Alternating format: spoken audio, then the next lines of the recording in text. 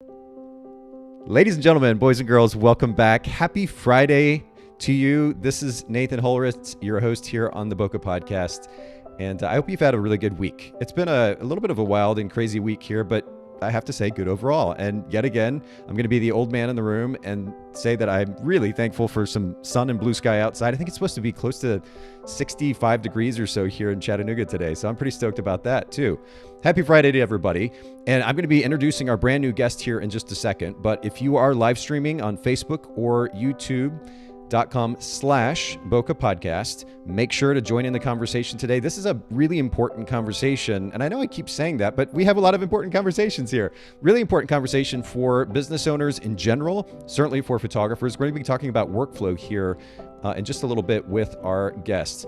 I will introduce her here in just a second, but if you're listening to the audio version of this after the fact, please come hang out with us on the live streams occasionally if you can, YouTube or Facebook.com/Boca Podcast. And you can join the conversation, ask questions, comment on the conversation at hand. Lots of fun. We want you to be part of the conversation. And then one other quick note, as I continue to remind everybody, take advantage of opportunities to donate, to give to local organizations, international, national organizations. Donate a little bit of money. I made my donation to Charity Water today. Put that up on screen there. And, you know, I have to add this little bit of context. I don't do this enough, but there are literally millions of people in the world who don't have regular, easy access to clean drinking water. And here in our first world, United States of America, we complain about a lot of stuff. And frankly, a lot of it's BS. When you put things in context of the fact that people don't have access to clean drinking water, I think it just changes our overall perspective as a whole. So keep that in mind. Take advantage of opportunities to give those who are actually and truly in need. I think that's really important to keep in mind as we go through life on a day-to-day basis. All right, enough of the intro monologue. I want to introduce my brand new guest for today. Leah O'Connell is here with me. Leah, thank you for coming to hang out. Thank you so much for having me. Absolutely. You sound good, by the way. Leah and I were working on audio before we got started. It's a tricky thing when it comes to podcasting, especially when it's live. But I think we've kind of got this dialed in, Leah, and you sound great, so that's good. Great. It's a good start. We're going to talk about workflow, simplifying workflow in just a little bit. Before we do that, though, I want to kind of just start the conversation by getting into your brand, your photography brand. And I'm going to actually pull this up on screen as we're talking. For anybody listening in or watching, it's lowfirefly.com. And maybe, Leah, if you can start with some context about that name and then share with our listeners what your brand position is. Sure. The LO in front of the Firefly is just my initials, the domain that worked. Fair enough. But I'm Firefly Photography.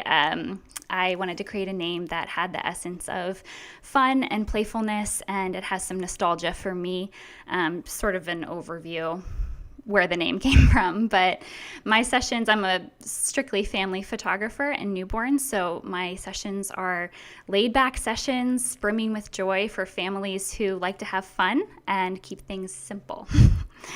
Keep things simple. Yeah. And we're going to be talking about simple as it relates to workflow in just a second, but I'm going to pull your website back up here, and you've got that position statement there front and center above the fold. I don't have to scroll to find it on your website, which is really great. Laid back sessions, brimming with joy for families who like having fun and keeping things simple. And, you know, I can't think offhand of many, if any, photographers actually at all that I've had on the show that specifically reference simplicity in their brand position. Explain a little bit about that, if you will.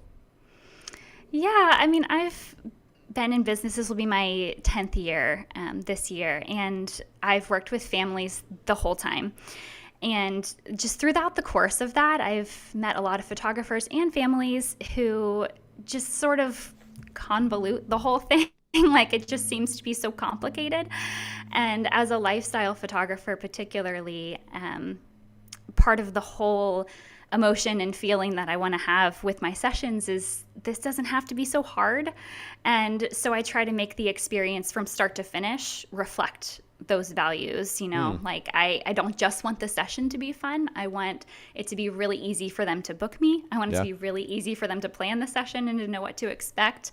I want it to be really easy for them to order prints and products afterwards, for them to leave a review, for them to do all of those things. It should just be really easy. And I think that doesn't happen enough. Interesting. Okay. Yeah. So I know we didn't plan on this, but let's dig into this just a little bit, because I think this is a really important thing to note. And I've talked about this before in the context of time management. I know we're going to be talking about workflow today, so it'll be even more relevant to that topic. But when I think about wedding photographers, I know you're a family portrait photographer. I think about wedding photographers. Wedding photographers I know I've heard talk about working crazy hours every week in order to run their business. And I know just from personal experience, having run a photography business for over a decade, having been in the industry now for a couple of decades, that it actually only takes probably 15 or 20 hours a week to run a wedding photography business. I'm sure you could argue something comparable with portrait photography. Why do you think photographers tend to complicate things, number one, and maybe just make one recommendation to photographers, one step in the direction of simplicity when it comes to running their actual business? Yeah, I think one of the reasons that we tend to make it more complicated is because we have so many ideas and there are so many different ways to do things. I think it's just really easy to fall into the trap of saying, I want this experience to be really good for my clients. I'm going to add this. I'm going to add that. I'm going to, make sure they have this guide and that, whatever. It's just like it has to be so much. And there's a famous French philosopher who said, if I had more time, I would have written a shorter letter. And I think there's a lot to be said for that when it comes to editing our work down. Sometimes it actually takes longer to make things easier or simpler on your end. Agreed. And your client's end. It takes work on the forefront to see the results of that later on. I'm like furiously trying to take notes here, write down that quote that you said, if I had more time, I would have written a shorter letter. Wow. Okay. That's really good. I like that. And I think that there is kind of an assumption, number one, whether it's conscious or subconscious, that photographers take into running a photography business, which is that it is complicated. It is going to take 60, 80 hours a week. I have to stay up until 2:00 in the morning.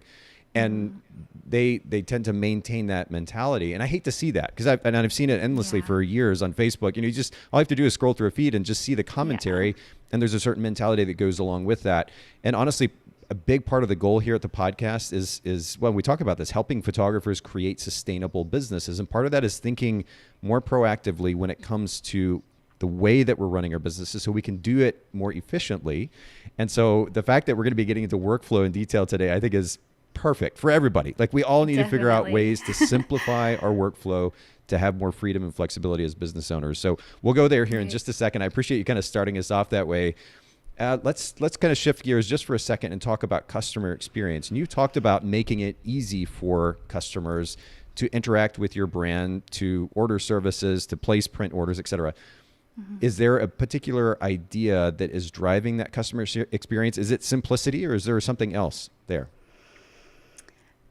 I mean, it's simplicity, and it's humanity.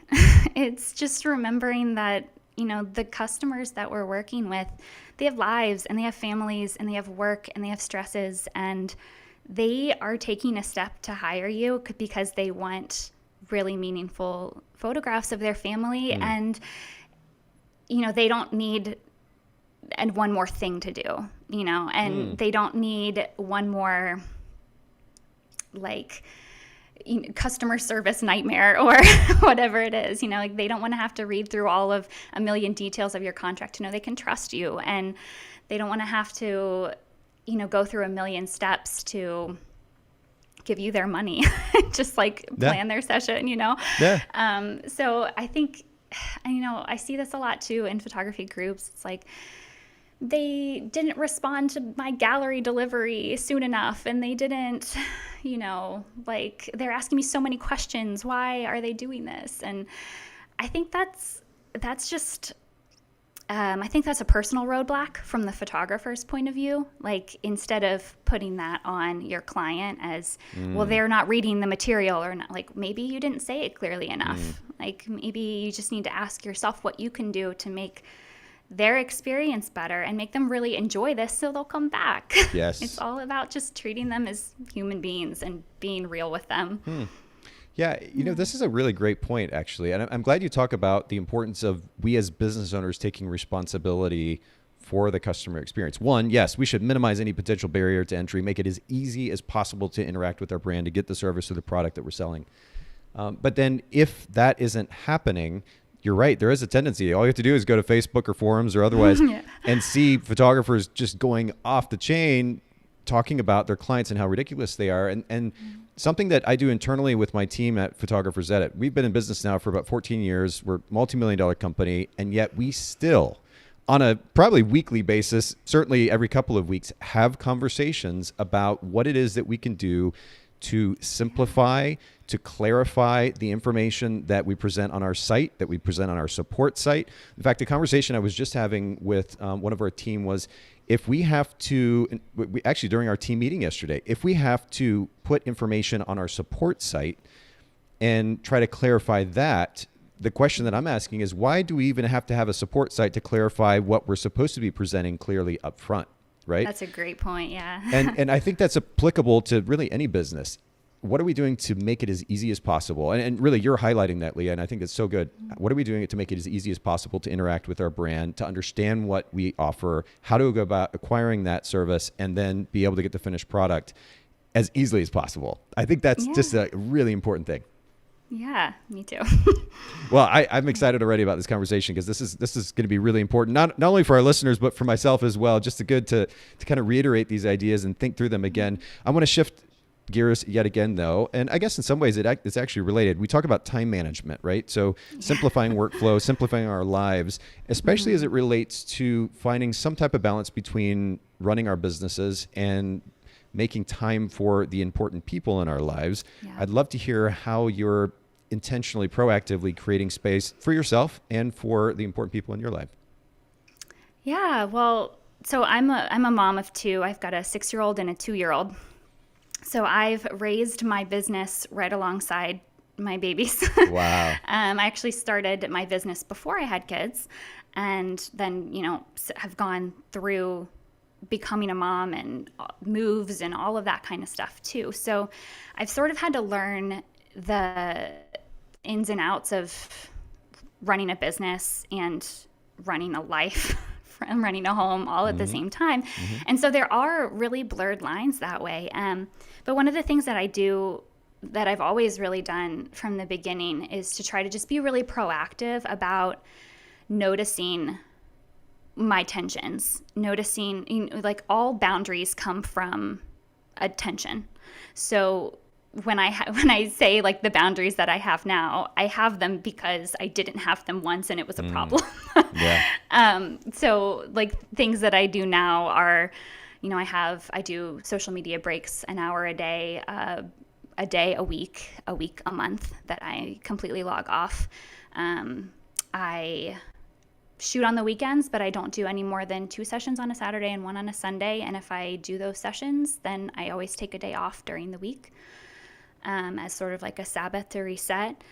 I've always wanted to format my business around my life and not my life fit into the cracks of my business, So I think a lot of times we see, like, when people talk about workflows and they talk about how they run their businesses, they come at it from a place of, like, oh, I fell deep into photography and I loved it so much and I just, like, worked myself into the ground until, like, I completely burned out, and then I found workflows and I found systems, and I just sort of actively reject that notion that has to be the way things are, like, I don't think it has to be that way. I don't think that you have to reach a burnout phase before you recognize that there needs to be something that changes. And so that's just sort of how I operate. If I feel like I'm working too much or I'm missing things, then I need to restructure things. Or if I feel like I'm, just like, if something's not working, fix it. You can't just say, like, I don't like this, and this is just, my lot in life. Like, you're in charge of your business, and you get to set the rules. And that's so true. It's so weird to me. And again, we see this in culture, and I think, again, about the Facebook feed, because all you have to do is, it's funny how you can just scroll through Facebook and kind of figure out where culture is at the moment. Right. Yeah. And that's one of the things that seems to be a tendency of our culture, certainly in our industry as well, is just this almost, again, whether conscious or unconscious or subconscious rather, this assumption that this is how quote unquote things are. That you as a human being, an individual business owner, don't have the ability to make choices or to change the choices that you make to change the life that you're currently living. Yeah. Almost like, like you can't, there's certainly things in life that we can't control, but when it comes to how we're choosing to spend our time, that is literally one of the things that we have the most control of. Exactly. And yet we act like we can't. And I think that is, certainly short-sighted and a misnomer ultimately. And so taking some ownership and responsibility in that, I think, is super important. It'll make a massive difference when it comes to not only being able to run a really great business, but then also still having a life amidst that. This idea that we have to work 60, 80 hours a week or else, it's just kind of a weird notion that I don't know who came up with. Now, the flip side of that is certainly there's no need to be lazy, but I think if we work intentionally, when we work intelligently, and then as we're going to be talking about, create intelligent systems that enable us to run a business more efficiently, we can run a business, we can work really hard at that business, but then we can also have space and time, and quite a bit of it actually, if we're really smart about it. So good reminder, and actually a great segue to my next question to you, which has to do with delegation. Again, so much of our podcast is about running businesses efficiently and sustainably. Delegation is a big, big part of that. Naturally, I talk about editing as an editing company owner, also because I understand that editing is probably the biggest, most time-consuming element of running a photography business. But there is album design, there is other administrative tasks, email, social media, accounting. I mean, the list kind of goes on as far as what we can delegate. Is this something that you've experimented with in your business? What kind of success have you found in it? Oh, definitely. I have. Yes, quite the journey through delegation. I guess the first 5 years of my business, I was solo, but things were growing really slowly at that point. We moved 3 times in 3 years to 3 different states. And then I became a mom, and then it just wasn't growing quickly. So I didn't really sense the urgency of delegation at that point, nor did I have the financial ability to support it. But I always sort of had it in my vision that I wanted to have a team or to have some sort of support, because that's actually one of the reasons that I named my business Firefly Photography and not Leah O'Connell Photography, is because I never wanted it to just be the Leah O'Connell show. I just wanted to have an environment where other people could pour into this business as well. So in 2019, I guess the first thing that I delegated was my systems, and I delegated myself and my own time through the systems and workflows that I set up. And then I delegated my accounting by hiring a CPA. Which was life-changing. It's huge. Oh my goodness, to have somebody that helps you with that. For me, that was I hate to say it because it sounds dramatic, but like a fear inducer, anxiety inducer, thinking about managing finances and doing taxes and all this other stuff was just, so to have somebody on your team that you can rely on that helps you with that is just incredible. Definitely. That was a huge one for me. And then in 2019, I hired my first employee. I hired her in the summer of 2019 as a studio manager, and she just started working for me as about 10 hours a week. I started delegating album design to her. I taught her just how to do print ordering and packaging, and she did some customer service emails, answering questions that would come back after gallery delivery and stuff like that. So just sort of I was ramping her into the business, and then I found out I was pregnant with my second, and wow. It just became even more. I was like, yes, this is why I'm doing this, Yeah. So through the end of 2019, I was able to basically get it to a point where she wasn't just doing tasks. She was really part of the team, and she was helping me actually develop my workflows. I would tell her, this is what I want to happen, and this is how I envision this process kind of going. Can you make something that makes that work in my CPA or in my management system? And she would take it and run with it. And So she just became invaluable to me. I trained her in email, and she took over my email so I could take a full maternity leave come January when my son was born. And I was completely like out of the, I mean, it was winter for family photographers. That's like a little slower season, but, Sure. but, you know, I was able to really entrust someone else with my whole business. And that was like a amazing, like milestone for me. Of course we all know, 2020, what happened, when the dumpster fire of 2020 like hit. And I had this new employee, but I consider it one of the biggest joys in my business that I was able to use the business that was coming in and the business that I had come in over the past years to continue to support her and continue to develop the business even whenever I wasn't shooting for the whole first 6 months of the year, Wow. And we still grew, it's crazy. Like the value that she brought to the table for me and for Firefly was just invaluable. And not necessarily even in revenue as much as it was like the ability to be okay with not working. And I still paid someone, and like, and I didn't have, like, I had a newborn, like I had a newborn in a pandemic, and my oldest kid was home from school full time. And like, like all of this stuff. And I didn't have to be stressed out of my brain because somebody else was helping, Yeah. Well, and that's, I think it's good to note that the value that an employee or a third party that we're hiring for a particular service brings to our lives as business owners could be related to freeing us up to spend more time on something that's going to help grow the business. It could also just be to give us a little bit of space and time to be able to manage our personal lives and give us that kind of flexibility. And that's, again, also important to note. And as long as you've got the right systems in place and you're teaching those people well, they should be able to help run those elements of your business for you, which is that's really great to highlight. And speaking of, actually, Brittany's tuning in. Brittany Carey is tuning in from Facebook. She says, tuning in while drowning in editing. She says, definitely going to take up the outsourcing soon. Brittany, we'd love to help you at Photographers Edit too. I'll give Photographers Edit a little bit of a shout out there. But thanks for tuning in. And for those of you that are streaming live, please don't hesitate to jump in, comment, ask questions, have some fun with us. Be part of the conversation today. A couple more questions before we get into workflow. Leah, talk to me a little bit about an impactful self-help book or business book that has made a big difference in your life in the last few years that you would want to recommend to our listeners. Oh, so many. So many. A few just off the table, like biggest ones.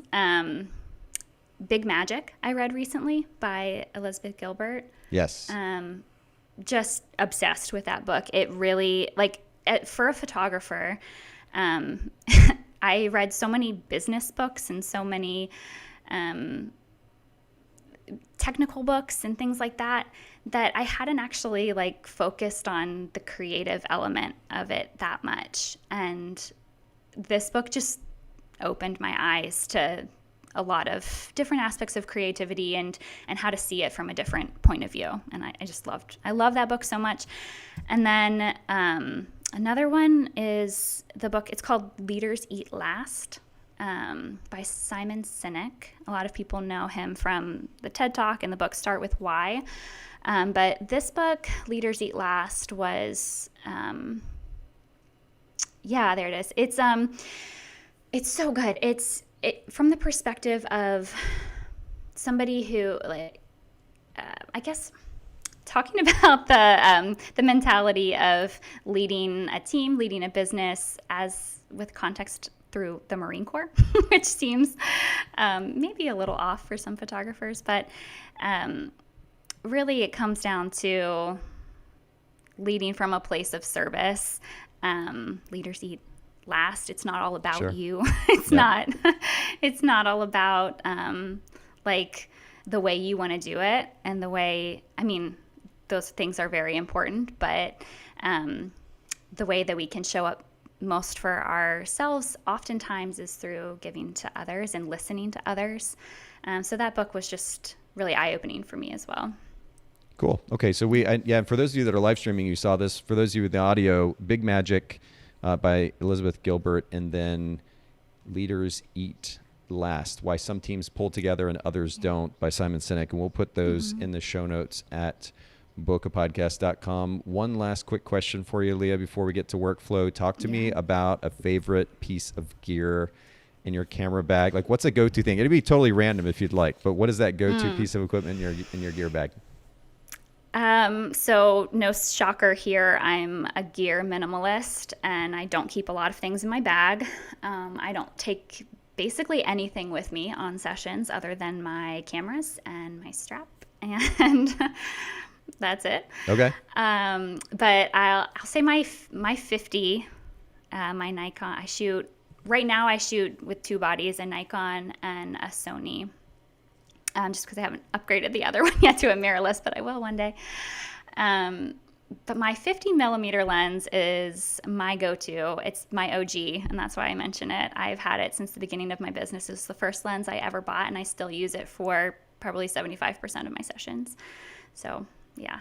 It's always nice to have that fallback, that go-to that you're comfortable with, works, does the job. And it is funny. I mean, you talked about, and this is actually going to be a beautiful segue into my next question as we get into workflow, but there's so many options out there, and it's easy to get lost in all the options. There's this, there's a book, I think the book is actually called Paradox of Choice, that I read a number of years ago. Incredible book. And I actually recommend it to most people listening in, because amidst the options, all the options that we have to consider, it's easy for us to get distracted by all the options, and as a result, not get the things done that are actually important. And and to that end, a lot of times it just takes 2 or 3 pieces of gear to actually get the work done, even photographically too. So it's a good thing to keep in mind. And again, I appreciate that reminder. But you leading up to our conversation today, you said, and I'll quote you here: with all the advice and options for how to run a business in our industry, photographers often have idea overload, and their offers become bloated by trying to do all the things. And you alluded to that earlier, Leah, but I'm curious here, just at the outset of the conversation, with all the available education, the workshops, the conferences, et cetera, how do photographers narrow down their focus on what content to consume? So they're not just simply taking in all the things just because it's fun or because they want to be distracted or they don't want to do the actual hard work. What principles should drive a more focused approach to business and workflow? It really is so overwhelming. It's hard to kind of keep your focus on the prize, but that's really like my number one tip is think for yourself. It's especially when we get anxious about what decision is coming next, or a change that we're about to make in our business, we immediately go and see what other people are doing. And that is helpful. It can be. But before you go there, you have to decide, what are you actually looking for? And not specifically, like, you don't want just affirmation for someone to tell you that you're doing it right. What do you want the outcome to be? What do you want the result of whatever it is you're seeking to be? And you have to just like take a step back and like think about, again, like, you're in charge of your own business. So you can't just like go into the sea and just like take it all in, or you're never going to have any focus to your business, and your clients won't know what you're about either. Right. So think for yourself. Start there. Well, no, that's good. And as you're talking to, I'm thinking, think for yourself, number one, and two, part of that thinking for ourselves is to be super clear, as you're talking about, super clear about what it is that we're trying to accomplish. If we ask the right questions, we'll get the right answers, right? But I think, to your point, a lot of times photographers, and I've certainly been guilty of this too, a lot of times we just kind of jump into the mix, like you said, to see what other people are doing, what other people are saying, what they're thinking. And we just like, okay, well, that kind of sounds good. I'll take a little bit of that. And that looks cool. I'll do a little bit of that. And that's fun too. That's shiny. I'll grab that thing. And so what we do is super haphazard versus taking a step back, thinking for ourselves about what it is that we're trying to accomplish. What are our personal goals? As a result, then what are our business goals? And now let's go looking for the things that actually help us support, or that will support and enable us to achieve those goals. That's a much, much healthier place to be. Yeah. I call it throwing spaghetti at the wall. Like, we're just like, let's try that and that and that and that. And it just never really actually works together. So if you're just taking styles and from like 10 different people and you're taking, like I'm going to edit this way and then that way and then that one looks pretty, let me try their style, and then like you're never going to find your own way. And that's ultimately why your clients will hire you, is because they want your way. Okay, well, so I guess let me just kind of keep the conversation going then as it relates to making decisions for ourselves. We as business owners, we have to clearly define a workflow for ourselves. And I think a lot of photographers just we do workflow, right? That's just we process images, we add images to our website, we send emails, we pack our gear to go on a shoot. All these different things that we do to run a photography business. I think a lot of photographers don't think of that as workflow. And so the moment that they hear workflow or workflow design, they're like, I'm checking out, nerd alert or whatever. Because in some weird way, they assume that they're not part of that. And the reality is they are part of that. And to your point just a second ago, they have the ability to choose proactively how to design that workflow so that it works for them, it supports their goals, and it ultimately gives them a bit more freedom and flexibility in their lives. What does it mean then when we're talking about designing workflow? You say that burnout should not be the turning point, right? A lot of photographers kind of let themselves get to this place where they're totally burnt out. What does it mean about the urgency of getting started in workflow design as soon as possible? Yeah. Well, I think that you said a lot of photographers think of it as like a nerdy thing. Yeah, they do. I think so too. I hear that a lot, but I actually have a different perspective of it because I see it as a very creative practice to refine your workflow. I remember a time when I was little that it was probably like middle school, and I was working on poetry, writing this poem for school, and I couldn't, quite figure out what I wanted to say. And I asked my mom for help, and she said, poetry is really just trying to say the most about a certain topic in the least amount of words. And it's funny, the things that stick with you. Something about that just like that's clicked good, in my mind. Yeah. And I was like, yes, like systems are like that. Systems can be so creative. Systems are really, how can I get the most amount of output, of value in the least amount of steps and in the least amount of words. When you talk about like email, people are like, I'm drowning in email. I'm spending all this time responding to messages and stuff. Well, like your clients don't want to be in their email either. Like, again, going back to humanity, like they don't want to be reading like a 5-paragraph message about preparing for their session from you. Like, so what can you do to simplify things? It's going to make it easier on you. It's going to make it easier on them. Create some templates, fill in the details, personalize it a little bit. Like you can have a really personalized business and experience for your client without it being like robotic and still not spend 20 minutes on every email. It just doesn't have to be that way. It's true. Yeah. But I think, a lot of times what happens too, there is this kind of assumption or projection that being intentional with workflow is a nerdy thing, and I'm a creative and I go with the flow. And of course, I think a lot of times that's just a cop out. In the end, it ends up eating the business owner alive because they haven't been intentional in designing workflow. But the flip side of that is, and I know this from personal experience, and I like workflow design, is that sometimes you can get overwhelmed at the notion of trying to create a workflow, right? It seems like there's just this endless number of steps in order to begin working in a particular way. And I say that, I've said this countless times probably at this point on the podcast, that it may take a little bit of time to get a workflow set up. The massive benefit that comes from that is more than rewarding and more than worth the time and the effort. But a lot of times that very overwhelm kind of inhibits photographers from getting started designing that workflow. So to that point, would you make a few recommendations as to how to simplify, minimize the overwhelm, simplify that getting started process when it comes to designing workflow? Definitely. I think people, if you frame creating a workflow as like this one big project, like I'm going to make my workflow now, it's way too overwhelming. That's not practical. So really, I think one of the most helpful things you can do is to break it up into like little micro workflows. Like here's my pre-session workflow. Here is my preparing for my shoot workflow. Here's my post-session workflow. And if you just like take those pieces and create systems around those first, eventually you're going to have a whole process from start to finish. Now, backing that up, I think that's actually secondary to what needs to happen first, which is actually thinking through the real problems that you're facing in your business or the way that you want things to look ideally.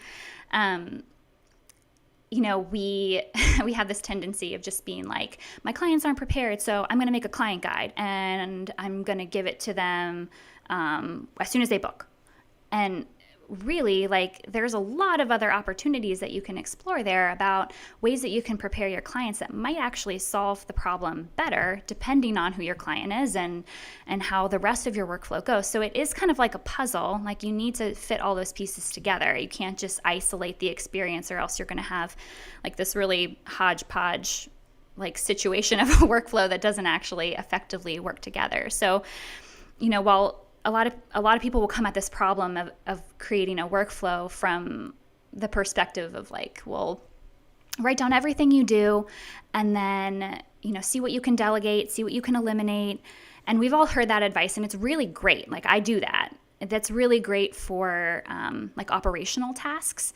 That's stuff that you put in your Trello board and your Asana or whatever you use if you're doing that. But for the actual like full workflow of how your client engages with your business from start to finish, you have to think about where the breakdowns are happening. Are they falling off in the booking process before they actually complete? Like, are they emailing and then just like falling away? Okay, well, we need to think of a solution that is going to help you convert faster. And that's going to play into the system that you create in your pre-session workflow. Does that make sense? Yeah, I actually made a few notes here as you were talking. And the first, and you were, I think, just kind of alluding to this just now as well, is to break the workflow, the so-called workflow, down into simple steps. If we look at this thing, when I talk about project management, for example, a project is made up of multiple tasks. And if we look at a project like, I need to clean out the garage. The garage hasn't been cleaned for like 10 years and it's an absolute nightmare of a place. Yeah. If I just say today, here is my task, clean the garage. Well, naturally, I'm going to be overwhelmed by that, because the reality is it's not just an individual task. It's a project that's made up of multiple steps or multiple tasks. So I first need to break that so-called workflow down into pieces, small pieces that make it a lot easier to check something off one at a time, a little bit at a time. And eventually I knock out that whole project. I think that's super important when it comes to workflow. The next thing I wrote down is to don't be fancy for the sake of being fancy. And I think that's really important too, right? It's not always about having the fanciest or most complicated of solutions. Yeah. Again, we have to be intentional about what it is we're trying to accomplish, and then being super intentional about trying to find a simple solution to that, simple for us, but also simple for the client, is actually a really great place to start. And then we have to be super intentional as well about and I think that brings it back around about what it is that we're trying to accomplish. Be intentional about what we're trying to accomplish. What's the goal here? And then we can answer it with simple steps that we break it down into multiple simple steps, and not trying to be too fancy. So yeah, full circle. And I mean, being simple, like creating a simple solution doesn't mean that the process of making that solution is going to be easy. Like, simple and easy don't necessarily go hand in hand. That's just a nuance to remember. Like, again, going back to the poetry analogy, like, it takes work to make things simpler. That's why minimalism is a huge thing, right? Like, because we initially like go overboard. It's just like our nature, especially as people who like, we want to give, we want to serve, we want them to have all the things they need. And it actually, like, serving people well doesn't necessarily mean just like throwing everything you've got at them. Like, it takes actually a little bit more work to make that experience really nuanced and finessed so that things run really smoothly. And They don't, like, you meet those questions at the door before they have to ask them. You are just like giving by, sometimes you're giving by just like making, like, here you go, like, here's your guide, here's your like steps, like, and it doesn't have to be like, here's 43 emails from the time you book to the time you have your wedding, and here's like some brides are gonna be like, whoa, like, too much. Yeah, You just need to like think about who your client is and what they actually need. What problems are you actually trying to solve? yeah, and do so, like you said, in a simple way. It doesn't necessarily mean it's easy to create that workflow, but at the end of the day, making it easy for or simple for the client is super important. Let's actually talk about principles then, kind of underlying key principles. You mentioned to me ahead of time that you have 3 principles here to share to create a simple, efficient workflow in business. What are those 3 big ideas that photographers should keep in mind? First of all, I think it's thinking openly. Don't just go into your workflow creation with these preconceived notions of how a session or an experience has to be because you saw somebody else do it. So be open to other ideas. This goes back to the sort of when we're talking about like what you consume and like where you get ideas from and stuff. Like you, it's important to be discerning about what you take in, but it's also important to be open and diverse in the information that you're reading and creating and the experiences that you're having, so that you're not just closed off and you're able to sort of discover all of the opportunities that could be on the table for solving this problem. Don't just go into it with like, I got to make this thing work. I really want to make a client guide, so I've got to figure out how to do that. I mean, I'm picking on client guides, but I have a client guide. It's just one thing that I feel like people are like, it's like a tangible, like, gotta have this. Secondly, I think going back to the big picture of like solving your actual problems. People a lot of times add extra steps that don't need to be there, simply for the sake of I don't really know what it's for the sake of. I think it's just for the sake of like trying to do things like everyone else, maybe. It makes me think actually about it. I was teaching a Lightroom workshop at PPA, the Imaging USA conference, a number of years ago. And there were, I don't know, something like 600 photographers in a room, really big group of people.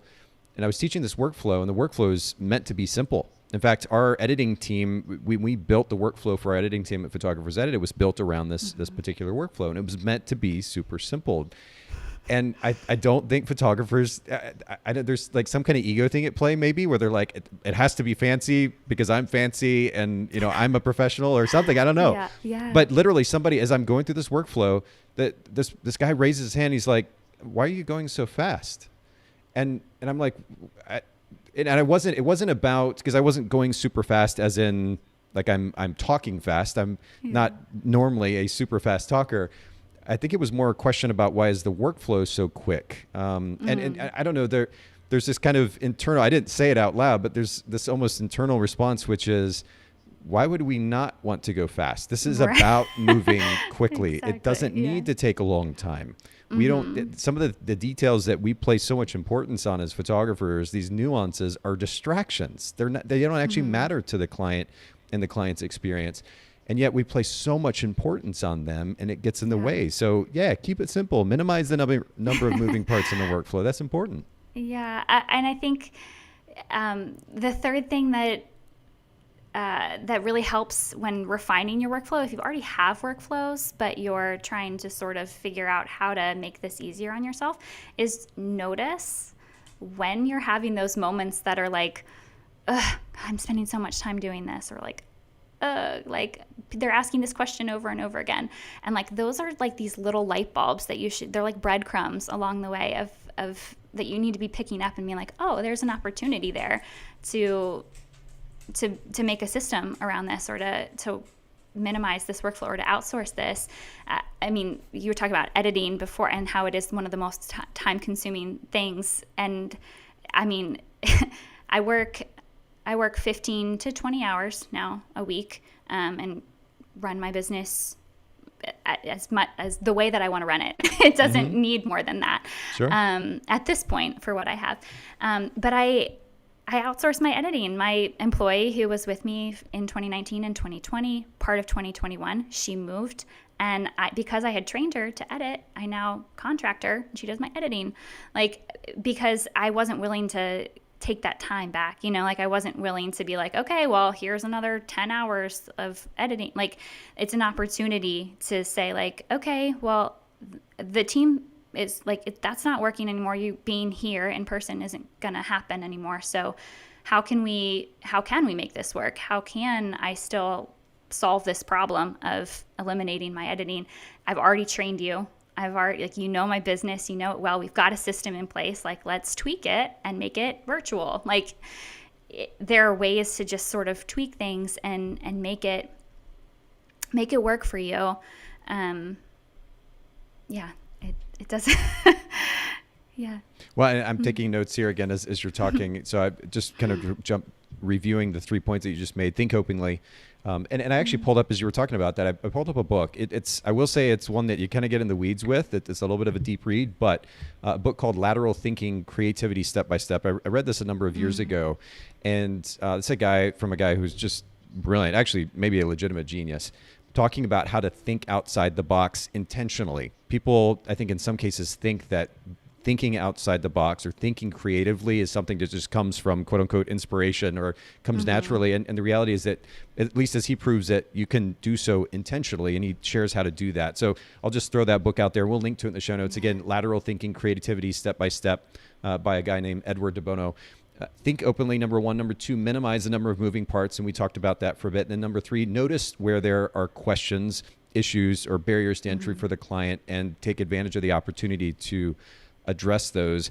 Talk to me about flexibility, because I think a lot of times photographers, maybe they did establish a workflow intentionally, and then there's this suggestion that comes along. I mean, we run into this endlessly when it comes to suggesting outsourcing editing. Photographers are so used to doing things a particular way, they assume even get obsessed with the idea that they have to do it that particular way.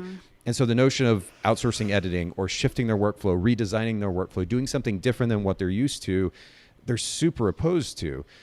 Why do you think that is? And how do you think photographers can get better at being flexible, adjusting along the way? Why do I think that is? I think it's fear. I think it's fear and time deficit. People have this idea of if I have spent so much time building this thing, then I can't change it. That was a waste of time. But really, the bigger waste is continuing to do it in a way that doesn't work for you and doesn't allow your business to grow in the direction that it needs to grow for a changing life. We have to hold our businesses open-handed. And parents especially, I think, understand this. Nothing is, the whole world understands this now. Nothing is predictable. Nothing is, a sure thing. So we have to be able to be flexible and be able to pivot when we need to. And that's a lot easier to do when you've got a firm foundation.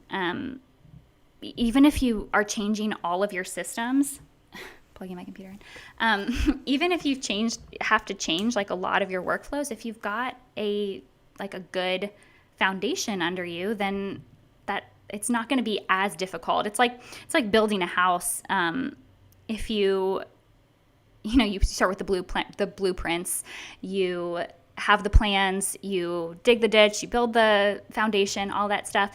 And you might decide to, change things here and there. You can paint it, you can add some wallpaper, you can change the lighting, but you just sort of grow it from there. And if you need to adjust it, those things are easy to do. But if you have built your house on sand and then you try to add an extra room here and then knock down that wall and oh crap, it's load bearing and you have all of I don't know how to build a house, but that was a good analogy though. Yeah, that's good. Yeah. but you have to have that foundation and then it's a lot easier to tweak things from there. Let me jump in really quick and just ask you though, and I know this is a topic in and of itself, a whole podcast at least. When you talk about a firm foundation, what does that mean from the standpoint of running a photography business? What are you referencing there? I'm just referencing having having values, having structure in place. A lot of new photographers, like they'll say, I don't need a CRM yet because I don't have like a lot of business, or I don't have that many clients. Like I can run it on these spreadsheets and it's fine. But the foundation is, you start working on those templates now. You start working on your workflows. Like every time you come back from a session or have a session experience, you ask those questions like, what went well? What didn't go well? How can I refine this experience to make it better? And you just start building as you go. That's building your foundation. That's building your home on steady ground. And if you don't, if you wait until you've already got all these walls up and you're doing the plumbing and you're doing the electricity, and then you're like, oh wait, gotta go back and like tear everything down and like build all these other things because that wasn't working, it becomes a lot more complicated. Yeah. You're making it harder on yourself. Yeah. That's good. We were talking earlier about this idea of you mentioned values, number one, and ultimately an overarching set of goals as well, what it is that we're trying to achieve. And as long as we've got those baseline or that set of baselines in place, the idea of flexing and flowing, making adjustments, tweaks, refinements along the way is definitely more possible. And I think that's super important. I guess when it comes to adjustment to workflow or adjustment of workflow, it doesn't always have to be about growth though. Sometimes maybe it could just be about creating space, a little bit of time for ourselves, for the important people in our life. Yeah. How do photographers, business owners gauge whether it's time to create efficiency in their business for the sake of having more time to allocate to growing their company versus creating efficiency in their business for the sake of having more space for themselves or something that they may need to attend to in their personal life? Can I tell a story? Please go ahead. Yeah. Okay. So I have very clear experience with this. Sure. For the first probably 6 years of my business, I did in-person sales, and that worked okay for me. I always thought it was really important to sell products, and I wanted all my clients to walk away with prints. So I did that for a long time in several different ways and capacities, but I remember this one night, my husband and I, we had our 2-year-old at the time, our oldest, and we were living in a townhome that was like a 3-level. When you walked in, that was like my office room, and then the rest of the home was in the upper 2 levels. And I would have clients come over to my home to view their photos, and I would go watch a slideshow with them, and I'd make them homemade cookies, and we would like go through each photo, and I would take their orders, and it was like ideally like great. Yeah, But I sort of had this like notion that like maybe this was a little much, and it started getting complicated because now it's bedtime and the house smells like burned chicken, and we're trying to like have people over, and my husband's trying to put my daughter to bed, and it just was like, this is getting a little complicated. And one night I had a family come over, and it was like summertime, so it was light out a little bit longer, and they brought their kids with them because it was evening and they didn't have a sitter. And so the kids are like 2 and 4 years old, and they're okay through the slideshow, and then they start losing it. They start like wanting to go upstairs to the home. And the parents are like getting up and trying to wrangle them in, and then my husband had taken my daughter and my dog out for like a hike or something. And in the middle of our meeting, they walk in the door, and my dog's like covered in mud, and he's barking, and I just was like, what is happening right now? Like, this is not going well. And they left that meeting frazzled, and I don't think they bought that much. And if they did, it was a hurried decision, and I didn't feel good about selling it to them. And I closed the door, and I just was like, this needs to change. Like, we need to find a better way, because this isn't going to work anymore. So that was like one of those knock the house down and rebuild kind of moments. But like, I was able to use the information that I had from my CRM systems about like what sales are going well, what's not going well, what products are most popular. I was able to use that information to inform the way that I set up my virtual sales, which is something that I am tweaking still to this day because I do all the time, but has made my product sales and my business grow exponentially since switching from in-person to virtual. And it's eliminated so much stress and so much like extra time doing things for those meetings, working evenings, working, like going out to clients' homes, having them come over. All of those things were eliminated because I put the time in to build the workflow around the ultimate goal of having like a different post-session workflow that would work for my life and work for my clients' lives better too.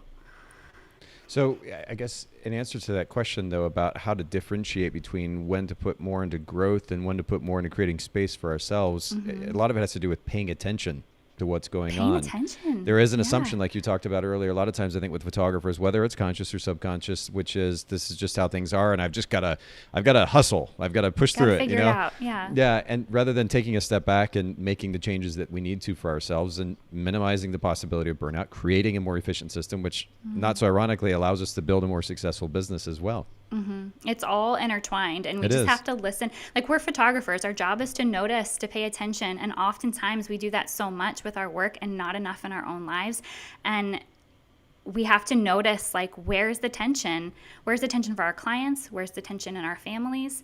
And how can we use those to work together instead of like making those things combat one another? Yeah.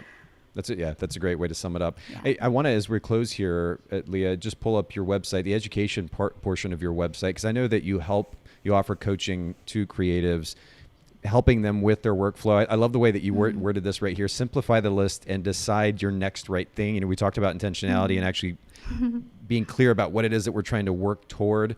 So I think that's a great way to sum that up. But just briefly, if you don't mind, just share with our listeners that the type of services or coaching that you offer. Yeah, thank you. I use the word coaching very strategically because I think a lot of times we see mentoring offered, and that is really, really helpful. Totally recommend it.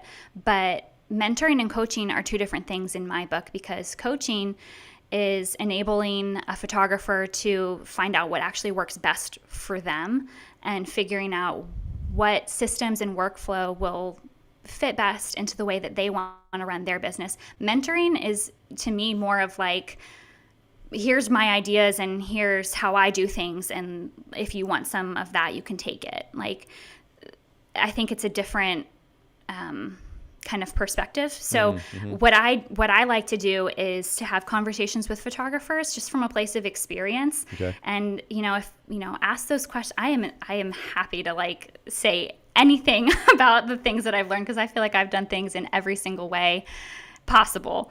So I have experience to share, and I'm happy to do it. But I also, like, on top of that, I think it goes further.